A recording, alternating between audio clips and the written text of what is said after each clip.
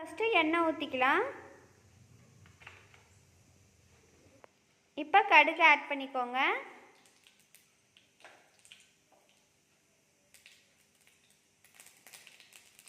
அடுத்தது பச்சை மிளகாய் ஆட் பண்ணிக்கோங்க.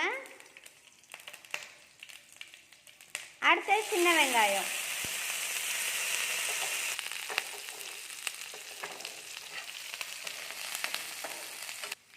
இப்போ கோஸ் ஆட் பண்ணிக்கோங்க.